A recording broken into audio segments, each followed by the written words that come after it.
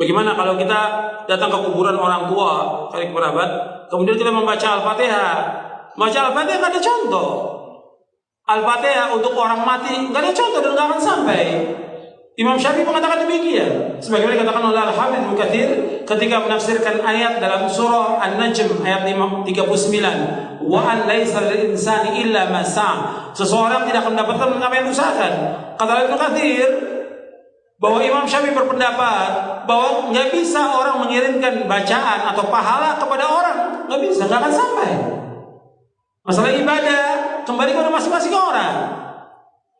Jadi Al-Fatihah nggak sampai. Begitu juga yang lainnya, bacaan Al-Quran. Kadang-kadang orang sudah meninggal dibacakan Quran. Orang disuruh membaca Al-Quran di mana? Di rumah. Terutama surah Al-Baqarah, di masjid baca Al-Quran, bukan di kuburan. Al-Quran ini diturunkan oleh Allah untuk ancaman kepada siapa? Orang hidup, orang mati. Di surah Yasin ayat 70 Allah berfirman, liyunzira man kana hayyan wa yahiqqal qawlu 'alal kafirin. Bahwa Al-Quran diturunkan Allah untuk mengancam orang yang hidup, hayyan, orang yang hidup, bukan orang mati. Kok orang mati dibacakan Quran? Manfaatnya apa? Enggak ada manfaatnya.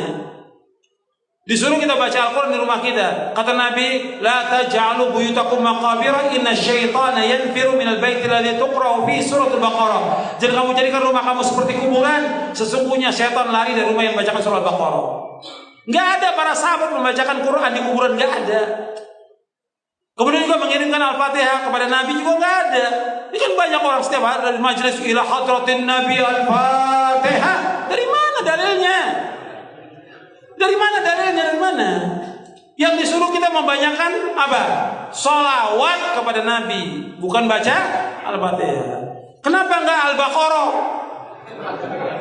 Kenapa enggak Ali Imran? Kenapa enggak An-Nisa? Kenapa enggak Al-Maidah? Kok Al-Fatihah?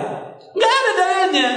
Di Quran maupun di hadis Nabi yang sahih, enggak ada para sahabat kumpul, ayo kita baca Al-Fatihah untuk Nabi. Enggak pernah ada.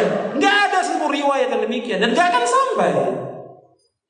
Perhatikan, yang Nabi mau kepada umatnya apa?